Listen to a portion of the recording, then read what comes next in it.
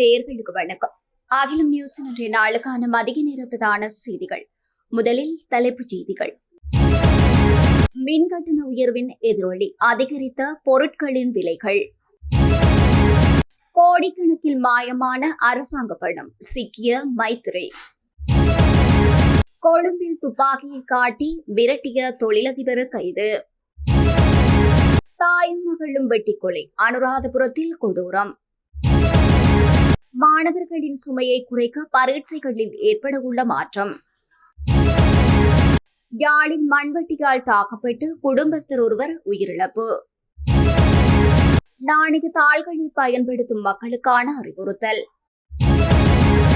பல்கலைக்கழகங்களில் இடம்பெறுகின்ற பகுடிவதை குறித்து வெளியாகியுள்ள முக்கிய தகவல். தொடர்வென விரிவான செய்திகள். மின்சார கட்டண அதிகரிப்பை தொடர்ந்து அத்தியாவசிய நுகர்வுப் பொருட்களின் விலைகளும் தன்னிச்சையாக உயர்த்தப்பட உள்ளதாக நுகர்வோர் சங்கங்கள் சுட்டிக்காட்டியுள்ளன. நாடு முழுவதும் அரிசி, தேங்காய், காய்கறிகள், மீனிறைச்சி உள்ளிட்ட அத்தியாவசிய நுகர்வோர் பொருட்களின் விலைகள் சந்தையில் பெருமளவு உயர்ந்துள்ளதால் மக்கள் கடும் சிரமங்களை எதிர்கொள்வதாக தெரிவிக்கின்றனர். அத்துடன் சவர்க்காரம், சலவைத்தூள், பற்பசி மற்றும் ஷாம்போ போன்ற பொருட்களின் விலைகளும் கடுமையாக அதிகரித்துள்ளன. மேலும் வணிகர்கள் மற்றும் உற்பத்தியாளர்கள் தங்கள் நுகர்வுப் பொருட்களை தன்னிச்சையான விலையில் விற்பனை செய்வதால் நுகர்வோர் பெரும் சிரமங்களை எதிர்கொள்வதால் அரசாங்கம் உடனடியாக தலையிட்டு விலைகளை ஒழுங்குபடுத்த வேண்டும் என்று நுகர்வோர் சங்கங்கள் கூறுகின்றன. அத்துடன் அதிக விலைக்கு பொருட்களை விற்பனை செய்கின்ற வர்த்தகர்களை நீதியின் முன் நிறுத்த சோதனைகளை அதிகரிக்க வேண்டும் என்று நுகர்வோர் சங்கம் அரசாங்கத்திடம் கோரிக்கை விடுத்துள்ளது.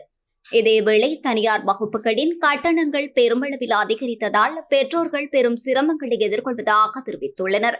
பல வகுப்புகளின் கட்டணம் 3000 தொடக்கம் 6000, 7000 வரை உயர்த்தப்பட்டுள்ளதாக தெரிவித்துள்ளனர். இது தொடர்பில் ஜனாதிபதி மற்றும் கல்வி அமைச்சர் இந்த விடயத்தில் தலையிட்டு சரியான முடிவை எடுக்குமாறு பெற்றோர்கள் கோரிக்கை விடுத்துள்ளமை குறிப்பிடத்தக்கது.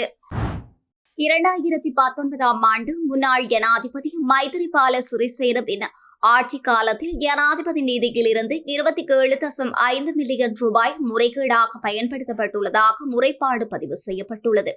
நிதி குற்றப்புலனாய்வு பிரிவில் குறித்த முறைப்பாடு பதிவு செய்யப்பட்டுள்ளது. பாவல கூட்டுறவு சங்கத்தின் துணைத் தலைவர் PV லக்ஷ்மன் ஜெயவர்தன இந்த முறைப்பாட்டை செய்துள்ளார்.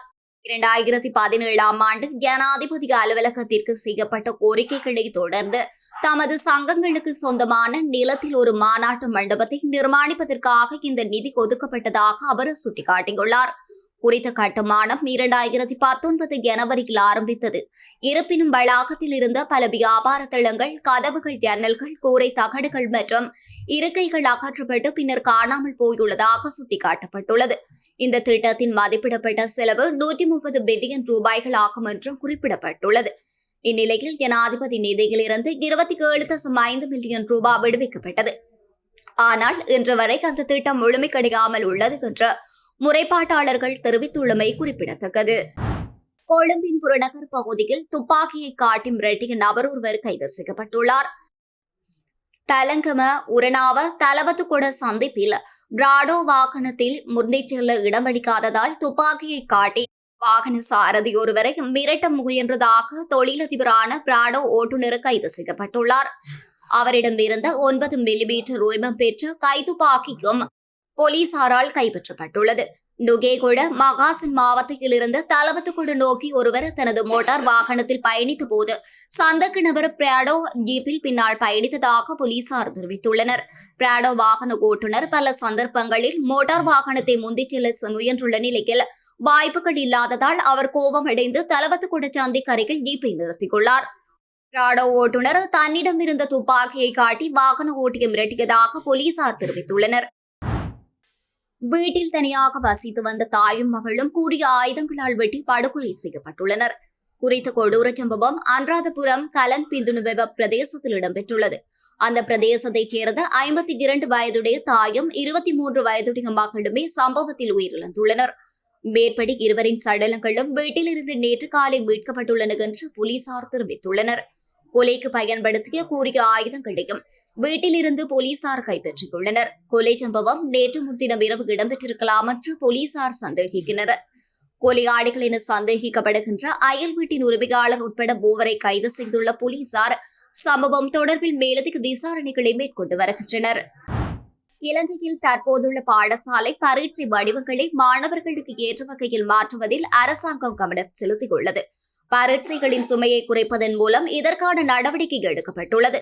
தரம் 5ஆம் ஆண்டு புலமை பரிசில் பரீட்சை, காப்போது சாதாரண தரம் மற்றும் உயர்தர பரீட்சைகளால் மாணவர்களின் மனதில் ஏற்படுகின்ற மன அழுத்தத்தை குறைப்பதற்கு அரசாங்கம் திட்டமிட்டுள்ளது. அதற்கமைய மாறிவரும் உலகிற்கு ஏற்றவாறு நடைமுறை விடயங்களுக்கு முன்னுரிமை அளித்து புதிய கல்வி சீர்திருத்தங்களுக்கு முன்னுரிமை அளிக்கப்பட உள்ளது. இதன் மூலம் பரீட்சை வடிவங்களில் விரிவான மாற்றத்தை ஏற்படுத்துவதே இந்த திட்டத்தின் நோக்கமாகும் என்று கல்வி அமைச்சு குறிப்பிட்டுள்ளது. யாழ்ப்பாணம் அனிச்சங்குளம் பகுதியில் உணவருந்திக் கொண்டிருந்த போது மண்வெட்டியால் தாக்கப்பட்ட சம்பவத்தில் யாழ் போதனா வைத்தியசாலையில் அனுமதிக்கப்பட்டிருந்த குடும்பஸ்தர் ஒருவர் சிகிச்சை பலனின்றி உயிரிழந்துள்ளார். இவ்வாறு உயிரிழந்தவர் செல்வபுரம் வடக்கு வவுனிக்குளத்தைச் சேர்ந்த கதிரவேற்பிள்ளை கண்ணதாசன் என்ற 3 பிள்ளைகளின் தந்தையாவார். அனிச்சங்குளத்தில் உள்ள பாடசாலை ஒன்றில் காவலாளியாக உள்ள மேற்படி நபர் கடந்த மாதம் 10ஆம் திகதி 3 பேருக்கு உணவெடுத்துக் கொண்டு சென்று அப்பகுதியில் உள்ள வீடு ஒன்றில் மூவரும் உணவருந்தியுள்ளனர்.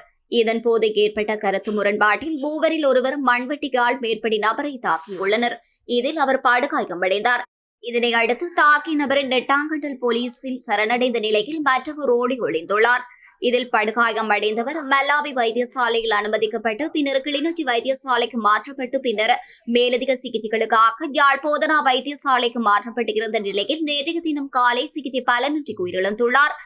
குறித்த மரணம் தொடர்பில் யாழ் போதனா வைத்தியசாலை திடீர் மரண விசாரணை அதிகாரி நமச்சிவாயம் பிரேம்குமார் விசாரணைகளை மேற்கொண்டார். சாட்சியங்களை நெட்டாங்கண்டல் போலீசார் நெறிப்படுத்தினர். கண்டி கதரலியத்த பகுதியில் போலி நாணயத்தாள்களை வைத்திருந்த நபரொருவர் கைது செய்யப்பட்டுள்ளார். இது தொடர்பாக நேற்று மதியம் போலீஸ் நிலையத்திற்கு கிடைத்த ரகசிய தகவலின் பேரில் நடத்தப்பட்ட விசாரணையின் போது சந்தேக நபரொருவர் கைதாகியுள்ளார். சம்பவம் தொடர்பில் கண்டி குடுபாவைச் சேர்ந்த 32 வயதுடைய சந்தேக நபரை சிக்கியுள்ளார். கரடியத்து பகுதியில் உள்ள கடையொன்றுக்கு வந்த நபருக்கு போலியான 5000 ரூபாய் நோட்டு வழங்கப்பட்டுள்ளது.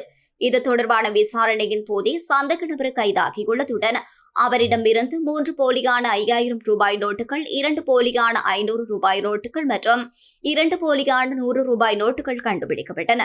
மேலும் சந்தேக நபரின் வீட்டில் நடத்தப்பட்ட சோதனையின் போது போலி 50 ரூபாய் நோட்டுகள் மற்றும் 9 காகித துண்டுகள், போலி 100 ரூபாய் நோட்டுகள் அச்சிடப்பட்ட 4 காகித துண்டுகள், போலி 500 ரூபாய் நோட்டுகள் அச்சிடப்பட்ட 4 காகித துண்டுகள் மற்றும் போலி 5000 ரூபாய் நோட்டுகள் அச்சிடப்பட்ட 6 காகித துண்டுகள் ஆகியவை கண்டுபிடிக்கப்பட்டன. கரளியத்து போலீசார் இது தொடர்பான மேலதிக விசாரணைகளை மேற்கொண்டு வருகின்ற நிலையில் நாணயத்தாள்களை பயன்படுத்தும் பொதுமக்கள் இவ்வாறான போலி நாணயத்தாள்கள் தொடர்பில் அவதானமாக இருக்க வேண்டும் என்றும் அறிவுறுத்தல் வழங்கப்பட்டுள்ளது. 2025ஆம் ஆண்டின் முதல் 6 மாதங்களில் பல்கலைக்கழகங்களில் இடம்பெறுகின்ற பகடிவதை சம்பவங்கள் தொடர்பில் 30க்கும் மேற்பட்ட முறைப்பாடுகள் பதிவு செய்யப்பட்டுள்ளதாக குற்றப்புலனாய்வு திணைக்களம் தெரிவித்துள்ளது. அதிகளவான முறைப்பாடுகள் சப்ரகமுவ பல்கலைக்கழகம், கிழக்கு பல்கலைக்கழகம் மற்றும் ஒலுவில் பல்கலைக்கழகம் ஆகியவற்றில் பதிவாகியுள்ளன. இந்த சம்பவங்கள் தொடர்பாக விரிவான விசாரணைகள் நடத்தப்பட்டு வருகின்றன. குற்றவாளிகள் கண்டறியப்பட்டால் 20 ஆண்டுகள் வரையில் சிறை தண்டனை வழங்கப்படலாம் என்று குற்றப்புலனாய்வு திணைக்களத்தின் அதிகாரி ஒருவர் தெரிவித்துள்ளார். இதேவேளை பகடிவதை சம்பவங்கள் தொடர்பில் முறைப்பாடு அளிக்க 1997 என்ற அவசர தொலைபேசி இலக்கத்திற்கு தொடர்பு கொள்ளுமாறு குற்றப்புலனாய்வு திணைக்களத்தின் அதிகாரி ஒருவர் தெரிவித்துள்ளார். இந்த அவசர தொலைபேசி இலக்கம் 24 மணி நேரமும் சேவையில் இருக்கும். இவ்வாறு கிடைக்கப்பெறுகின்ற முறைப்பாடுகள் இரகசியமாக பரிசீலிக்கப்படும் என்பதுடன் உடனடி நடவடிக்கைகள் மேற்கொள்ளப்படும் என்றும் அவ்வாதிகாரி தெரிவித்துள்ளார். பல்கலைக்கழகங்களில் இடம்பெறுகின்ற பகடிவதைகளை ஒழிப்பதற்கும் மாணவர்களை துன்புறுத்தல் மற்றும் துஷ்பிரயோகங்களிலிருந்து பாதுகாப்பதற்கும் நடவடிக்கைகளும் எடுக்கப்பட்டு வருவதாக அவ்வாதிகாரி மேலும் தெரிவித்துள்ளார். செய்திகள் நிறைவடைகின்றன. தொடர்ந்தும் உடனுக்குடன் செய்திகளை பெற்றுக்கொள்ள அகிலம் நியூஸுடன் இணைந்திருங்கள். அகிலம், மாற்றத்திற்கான மக்கள் குரல். இந்த வீடியோ பிடிச்சிருந்தா லைக் பண்ணுங்க, கமெண்ட் பண்ணுங்க, ஷேர் பண்ணுங்க. மறக்காம கீழே இருக்க பெல் ஐகானை கிளிக் பண்ணுங்க.